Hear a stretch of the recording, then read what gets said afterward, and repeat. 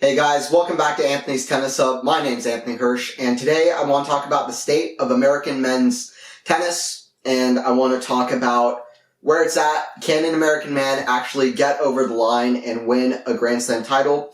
I want to go through all of that. I want to go through kind of a little bit of the history of men's tennis, but especially where it's at the moment. We have 7 American men's players in the top 50. We've got 12 in the top 100.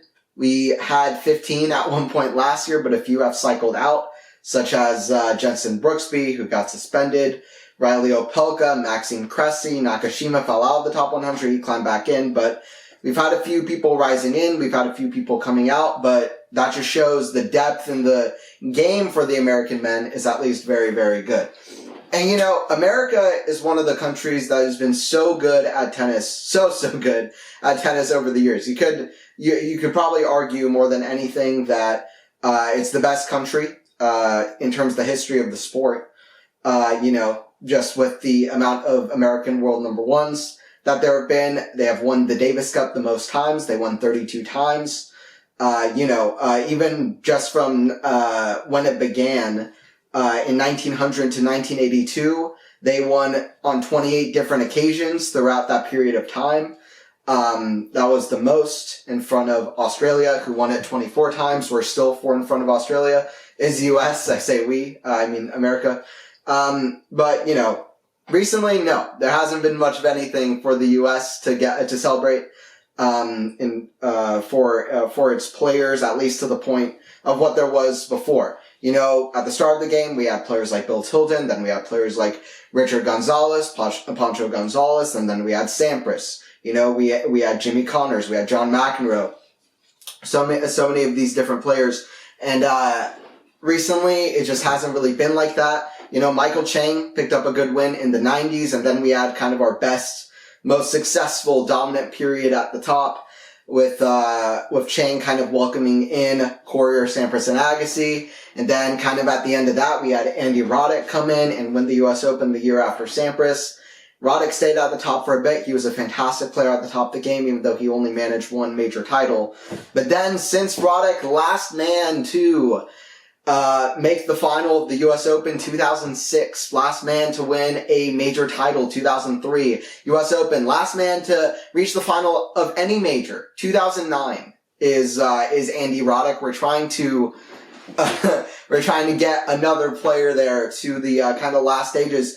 And that's not to say, though, that we haven't had any kind of success or that nothing has kind of come of it. You know, Isner and Fish were both great. Marty Fish was a fantastic player. 4 Masters finals. Isner, 5 Masters finals. A Wimbledon semifinal where he got very close against Kevin Anderson to reach the final there, even though Wimbledon really isn't John Isner's best major by win percentage, funnily enough, even though his most famous match and one of the most famous and the most extraordinary tennis match ever played, which is the match against Nicolas Mahut in their first round there, is his most famous match of his career, but it's actually not his best by win percentage, but it is his best singular major result. But they were both great. They both reached, Isner reached number 8 in the world, Fish reached number 7. Jack Sock is another name. I remember seeing him for the first time when he played against Andy Roddick as a wild card at the US Open 2011, 2012. He looked great, and he did great. He won a Masters title as well, like Isner did as well. So we've had great players, but, you know, we didn't have a top 5 guy. Sam Querrey reached the semis of 2017 Wimbledon, like I said. Isner reached the Wimbledon 2018 semifinals. First guy to reach the top 5 since Andy Roddick post the US Open in 2009. Taylor Fritz. Taylor Fritz, early last year, going into Indian Wells, with titles like Delray Beach that he had just won as well, having points from Indian Wells. He reached the top 5 in the world, great consistent results throughout the year as well. He did fantastic, quarterfinals of Wimbledon. But I feel like in recent years, it's really picked up when Taylor Fritz won that Indian Wells title in 2022. He had a fantastic run there, really took his opportunities. He beat Rublev in a great match in the semis, and then managed to beat Rafa in the final in straight sets. It wasn't easy, but that was a great win. A Masters 1000 victory. First one for the American men since 2018 when John Isner did it at the Sunshine Double in Miami, in that part of the year. So that I feel like was a big catalyst. And then at Wimbledon that very next year, that was when I felt like everybody was waiting. Okay, now American men are in the fray. They're at the top. Can they kind of start doing better at the majors? And I feel like we did. Wimbledon, that year, we had a quarter of the round of 32. A quarter of the players in the third round were all American players. 8 out of the 32 players. It seemed sure that we were probably going to get a quarterfinalist, a semifinalist. We did end up having a quarterfinalist in Taylor Fritz. But there are a lot of other players who were doing very well. Tommy Paul had a chance. Brandon Nakashima had a chance. He lost to Kyrgios in 5 sets. That was a great tournament. And then we had 2 consecutive semifinal appearances at the next 2 hardcourt majors with Tommy Paul and Francis Tiafoe. And in the 2023 Australian Open, where Paul reached the semifinals last year, a year ago now, we had, again, a quarter of the round 32 be American players. We had 3 of the last 8 be Americans. So it really started picking up from that Wimbledon event in 2022. And we've been doing better and better at the majors. Of course, now we also had that run from Ben Shelton at the US Open last year. That's picked up so much noise. He's picking up a lot of noise and fans as a young American player. Very flashy game. A lot of passion and excitement on the court. So, this has been really, really good for American players, and one I feel like we've picked it up in recent years. And Fritz has been a very successful player for the U.S., but we're still looking for that top guy. At the top of the game, we have 12 players. So Nakashima, like I said, just climbed into the top 10. Then we have Kovacevic, who's in there as well. He just got to a career high of 85 in the world. Now he's at 100. JJ Wolf, very talented player. I feel like often he plays below his level, his results, or far below where his talent level at least is at. But he's a very creative, fearless, unique kind of player on the court, and I feel like he works hard, and I think eventually he's going to up his results. I think he's a guy that can win a title or two. I think this is a guy who's incredibly talented. Hits slice serves and just hits these kind of insane forehand shots, and is so the talent skills, the things he can do are so unique. So I hope that he's somebody who's able to figure it out at some point. Alex Mickelson is fantastic. He's a bigger guy. He's young. He just came to the tour, just turned pro. I think he was thinking about going to college, but he is well above college. This is a guy I'm very excited about. I know he's a big guy, but he kind of plays a little bit like a big guy in a small guy's body. Even his coach said that his game is a bit jumbled right now. A bit of a jumbled mess, and that they need to make it a bit of a better jumbled mess, because listen, Mickelson is one of these guys who, he's a big guy, but he's not just a big serve. He's got a lot of variety. He uses a lot of skills. He loves the slice and the drop shot. He can come to net. He's a bit of an all-court player, and he's very skillful. I love the way he can kind of change directions. I think he's absolutely top 20 tier, and if he really maximizes, I think he can be top 10. Because he excites me a lot, and I think he works hard, and we'll see how he can do for the future. But he's a really exciting young prospect. But he is also in the top 100, 6'4" guy. But he got to the Newport final last year, and I think he's going to have some more really, really top results. And then I'll feed to you who else is in the top 100 right now. It's also Marcos Giron, who can have a good result every now and again, beat Runa towards the end of last year. And then 7, the top 50, Mackenzie McDonald, who I think is actually pretty underrated. Very quick, outrageously quick, very good athlete, and good all-around game, solid. And, beat Rafa at Australian Open, in that infamous match. And Rafa, far from his best. And he was completely physically out of it. But I will say Mackie played a fantastic match, especially for the first 2 sets, while Rafa was at least looking within the ballpark of anything that could resemble his game. But at his best, I think he's quite good. But then it's the other 6 guys. Well, I'd also mention Christopher Eubanks. Fantastic season last year. Skillful guy, great one-hander, incredible serve, classic serve and volley style. And, it's obviously the defense and the kind of consistency from the back of the court, these kinds of things, maybe even the experience, playing the top guys that can kind of, be a little bit in his way, and figuring out what shots to hit. But he's a fantastic player, and he really, rose up a lot last year, did fantastic on grass courts, grabbing a title, beating Tsitsipas in the 4th round, coming back from 2-1 down, playing incredible against Medvedev in the match after that as well. So shout out Chrissy Eubanks. But I think the 5 guys that'll be the most on people's minds, in my opinion, are Sebastian Korda, Tommy Paul, Francis Tiafoe, and Taylor Fritz.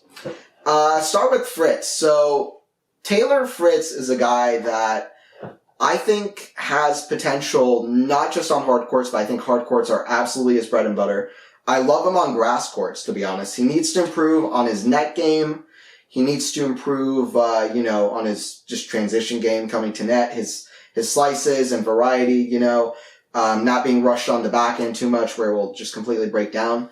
So there are a few things that can give him trouble, but, I think he's got great potential on grass courts. He's already won a couple grass court titles. He was the only guy at Wimbledon a couple years ago in 2022 to get to the quarterfinals without dropping a set. He was one of 2 guys to reach the 4th round without dropping a set. Then he was the only guy in the quarterfinals to not drop a set. Then he pushed Rafa so hard. And listen, I know Rafa was a bit compromised. You see it with the serve speed going down. But, I mean, listen, Rafa, even at 80%, is so difficult. Even at 90%.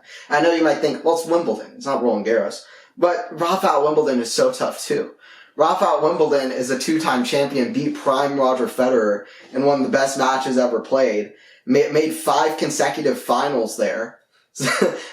Only losing to guys like Djokovic and Federer, and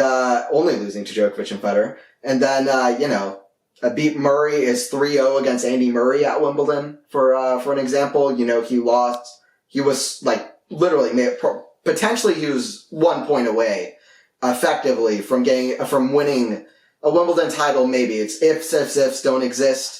But against Djokovic, if he won that Wimbledon semifinal in 2018, who knows? Then the next year loses to Roger Federer, who, in my opinion, is the greatest grass courter of all time. So Rafa plays different across all surfaces, and even him at 80 or 90% is still incredible. Fritz was amazing there. He's always amazing at Indian Wells. Even last year, lost to Jannik Sinner, but Sinner played amazing. What a win that was for Sinner to finally win a quarterfinal against a top 5 guy in Fritz. And, Fritz is a guy that I think is a great athlete, fantastic forehand, awesome serve, works hard. His defense and speed is a problem, but it was really off kilter from where he was for his talent and skill levels and where his game was at when he came to the tour as a pro, but he's improved it a lot. The speed and the defense, and that's been incredible. The Australian Open, I thought he played amazing against Tsitsipas and against Djokovic, even backhand to backhand, and hitting the backhands didn't look bad, and he was hitting very few errors. He was playing smart, he was playing solid. I think at times he has a very good mentality, fearless, winner's mentality, that I think took him to the Indian Wells title. The year before is really when my eyes really opened up on Fritz, when he played against Jannik Sinner there in the quarterfinals. Still one of the best matches I've ever seen Taylor Fritz play to reach the semifinals in 2021. He plays great at Indian Wells, but if he can transfer that to other places, he'll be great as well. Even on clay courts last year, played very well, in my opinion. Lost an epic to Zhang in Madrid, but outside of that, semifinals of Monte Carlo, pushed Rublev to 3 sets, played great at Roland Garros. With a fun celebration as well. Fritz is a guy who works hard, and I think he'll continue working hard. And it proved quite clear to me at that Australian Open match. I'll just say my opinion of it. At the moment, I'm just speaking at the moment, there's other guys like Ben Shelton, like Sebastian Korda, which I think have huge potential, potentially slam-winning potential. But I think right now, Fritz proved to me in the Djokovic match. In the Tsitsipas match, I was tempted to say, but after the Djokovic match, I will go ahead and say it. At the moment, I have zero doubt that Fritz is the best American men's player in the world. For me. At the moment. Bar none. For me. Because his peak level is so high. He showed it to me in that match. And against Tsitsipas. But against Djokovic. To do what he did against Djokovic, 4 hours, just some of the highest level. Djokovic, for the first time in his career, went 0 for 15 on break points. He had 2 set points the first set, just put his head down and just took the second set. 6-4, 4 close sets. He fought well. It was only at the last hurdle that he really faltered. But that's Fritz. Tiafoe is a guy who I am worried about, to be honest. I mean, Tiafoe's a guy who he won a title on grass court and clay court last year. Actually, not on hard courts, but that proved that he's surface versatile. He did reach an Indian Wells semifinal last year, lost to Medvedev. Medvedev just played out of his mind, but Tiafoe fought well. That's what I'd say about Tiafoe. You know, he fights incredibly well. Incredibly good competitor. Deceivingly good speed. Especially up and down the court. I think he has some of the best speed on tour for getting under drop shots. He's incredibly talented, almost in a very kind of unique way. Like he has this kind of unique, like he'll hit shots I won't see anybody else hitting. Like he'll just like hit a weird pancake shot or, you know, just plays with so much kind of flash in his game. But it's great talent for shot making. He's streaky. He does well at hard court majors. And I think all of those things are going for him. He's got good power. When his forehand's working well, it's actually quite good. Very different forehand to how his backhand is. But, you know, I think Tiafoe is a good player, but I am worried that his peak and upside is at the level of a guy like Sebastian Korda, for example, whose strokes are so repeatable. He can be so consistent. I think technically Korda is 100% there. He's very complete. I like him on clay courts, which I'm very happy to say that for an American men's player. You know, I like him on grass courts. He said he was a favorite for Wimbledon, but I mean, I like the confidence and, you know, technical is all there. Physical and mental is the only thing, but if he could just start playing and get healthy and be playing, I think those things could improve as well. You know, he can iron out things and make his weapons only bigger and bigger, but he's got big weapons. Both his backhand and forehand are fantastic. His serve is great. He's got good skills. His game is one of the most fun and enjoyable to watch on the tour. So just his up and down consistency, his mental side, those are the biggest weaknesses, to be honest. But I think he can improve that, and I think he's got winning genes in him. You know, his sister is one of the best golfers in the world. His dad won the Australian Open, Peter Korda. So I think I would bet on Korda above Tiafoe, but also I would say Tiafoe surprised me with how well he played at the U.S. Open a couple of years ago. Arguably the closest that an American man has come to winning a major since Andy Roddick at that Wimbledon 2009. You know? I really think that might be the closest that we've come. Casper Ruud in the final, pushed Alcaraz to 5 sets, incredibly tight, an amazing match point save in the 4th set, stuck with him, especially at the start of the 5th set, and it was so close the whole way through. Alcaraz clutched through a first set win, but, you know, if Tiafoe had won that first set, we could have seen a completely different story of a match, and he just got so close there, the very tight 5-set match against Carlos. And he's a great shot maker, and at his best, his confidence, you know, in his game, which, yeah, the form on his shots are a little bit weird, but he made it work, and I think he got a lot of confidence from that U.S. Open. He had an incredible comeback against Schwartzman, really when Schwartzman started kind of falling down the ranks. At that U.S. Open there, I mean, one of the most amazing comebacks I've seen in a hot minute, where I believe he was down a double break, then another break, in the first set, and then he was down 6-3 and another match point, I believe, after that as well, and won the tiebreak, won with incredible tennis coming back against Schwartzman to win it 9-7. That straight sets match was over 3 hours long. It was an crazy comeback from Tiafoe. I felt like starting from that match, I think he gave him a lot of confidence in that tournament, in that U.S. Open, but it also gave him a lot of confidence for the rest of the year up until, I don't know if I could say the exact point. Actually, I can. It would be the Stuttgart tournament that I won against Jan-Lennard Struff. That was also a very kind of close match. Tiebreaker, incredible match point. I think it was like 10-8 in the tiebreaker. But, you know, I think that Tiafoe is a guy to look out for because he's very talented, and you never count out a guy's talented. If he keeps working hard, he can get it back to where he was. But he's had such a big drop-off in the last 6 months that I am a little bit worried, but, you know, maybe I'm over-worried. We'll see what happens. But Korda, his strokes are so repeatable. And then you have a guy like Tommy Paul. I don't know if he's going to be able to do it. I don't think he'll be able to do it on clay courts, which is so funny and ironic for me to say because he won Roland Garros as a junior, which is why? Like, why? How did that happen? You know, like, it's like Iga Swiatek on the women's side winning Wimbledon. And Iga, I think, you know, she probably can win Wimbledon because she's kind of an all-time tier of play, or at least looks like she's on an all-time trajectory to get there.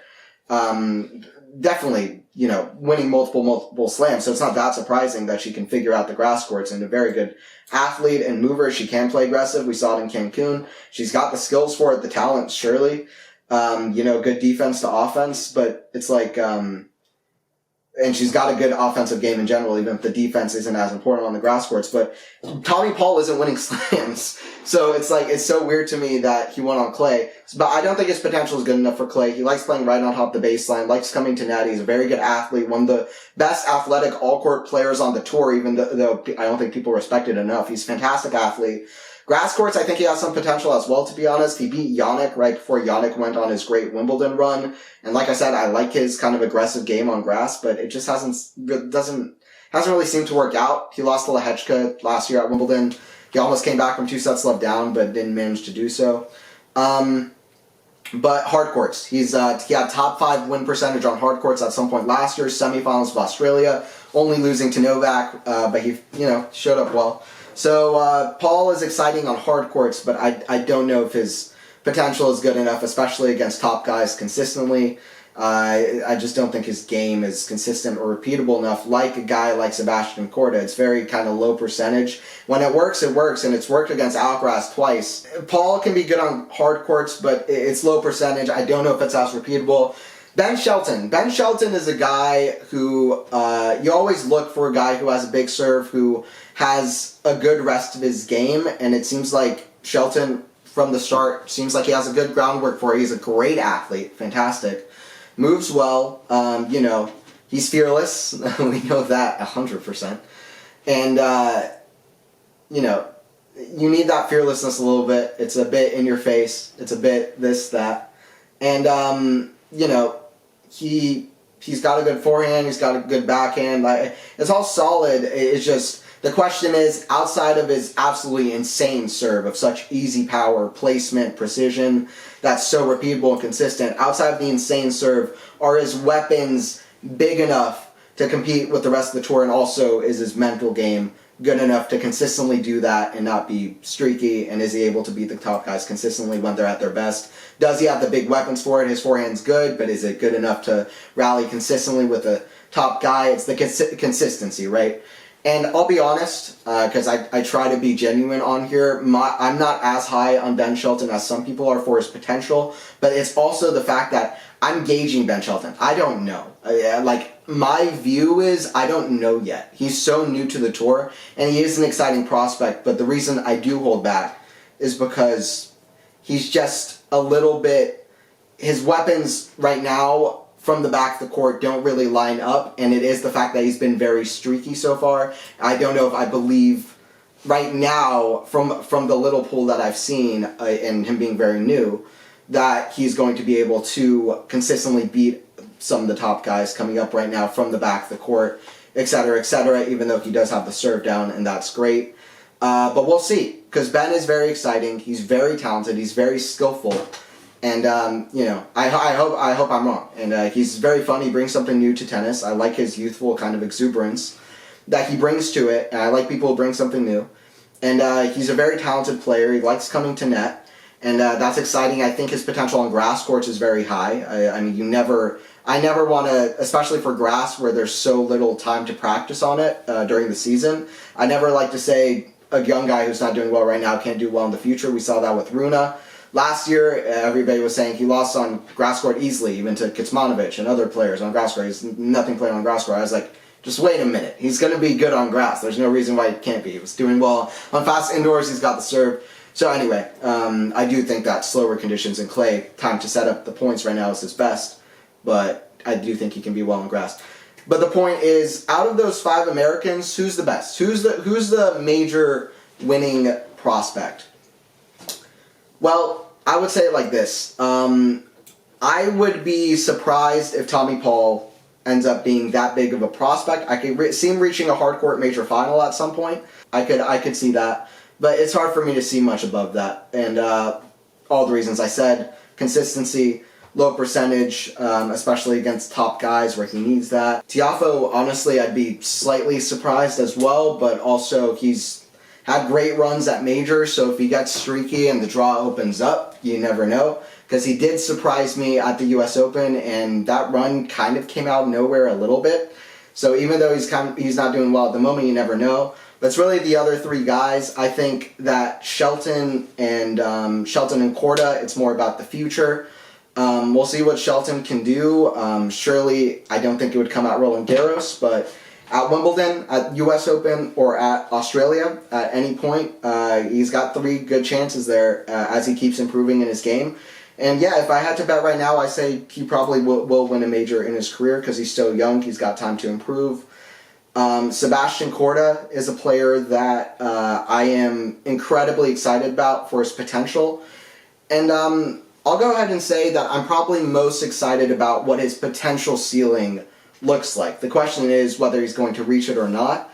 But his ceiling as a player for how complete, how clean of a game he plays, I think he can be right up there with the best of the pack. It is the mental game and, making matches much harder than they need to be. That's the problem, but he's still very, very young. And Korda is just 23 years old. He has lots of time to improve, so I expect him to improve. At the moment, I think Taylor Fritz is the best prospect. I think mentally he's there. I think the serve, the forehand in Australia, even his weaknesses were as good as ever. His backhand, his slice, his variety was coming to play against Novak as well, but especially against Tsitsipas, it was on full display. Hit some incredible backhand down the line winners, like to hold for 5-3 in the 4th set, to break to get to 4-3 on his serve in the 4th set. He had a great backhand down the line, aggressive return, and then he had a drop shot, then a volley to finish it off, backhand volley to finish it off to break Tsitsipas. And those are the kind of shots that you want to have in your toolbox, and I think he's improving, he works hard, and I do think he can have good results on all surfaces. So Fritz, for me, is the top guy to look for in the moment, and I do think he has big capabilities of winning something big. It was, again, Djokovic at Australian Open, I think, was a fantastic performance. Nadal at Wimbledon was fantastic as well, beating Nadal at Indian Wells. I mean, I know that you can say that some of these guys weren't at their best, etc., but like I said, even them at 60, 70% or 80%, it still shows a great confidence, a great belief, and a great game to have all around to show it. I think he's more skillful and more athletic than some people give him credit for. I think he works hard, so I think that will pay off. And above anything, outside of these individual guys, I think the thing that encourages me is that there's a lot of depth in the game, and there's even people coming up. I mean, I mentioned a guy like Alex Mickelson, who I think will be right at the top, in the top 20, but you have a guy like Svida, who's very good, Kipson, Dam, Brandon Holt, Lerner Tien, Ethan Quinn, Michael Jung. You have a guy like Emilio Nava, who's the son of a track sprinter, I believe. He's incredibly quick, incredibly talented. Had my eye on him for a while. There's a lot of young guys coming up. A guy like Darwin Blanche, 16-year-old American kid who practices with Alcaraz. There's so much good depth coming up. There's a lot of guys working hard, and I expect that something of it will pay off. I don't know if we're going to win a major this year. I don't know if we're going to get it to where it was in the 90s, where we had our absolute dominance, or even, how it's been over the years when we were winning lots of Davis Cups and all of that. But I think that, with guys like Taylor Fritz, with guys like Sebastian Korda, with guys like Tommy Paul, Tiafoe, Ben Shelton, I think these are players that are super exciting. And like I said, Tiafoe or Paul, I would not bank on winning a major. But any of Korda, Shelton, or Fritz, I could imagine a major champion in them. And I will say that about Taylor Fritz. And definitely the potential of Korda and Shelton is quite obvious. They're big, talented players. And we'll see. I could definitely imagine any of those three guys winning a major at some point. Fritz is the most exciting for me right now. Korda is the most exciting for me long term. Of anybody, and Ben Shelton is a huge prospect as well. So we'll see what happens with American tennis. Guys, don't forget to subscribe to Anthony's Tennis Hub if you are new. Don't forget to like the video if you enjoyed it as well. And and don't forget to share around. I'll be back with another podcast as well. I'll see you guys in the next video.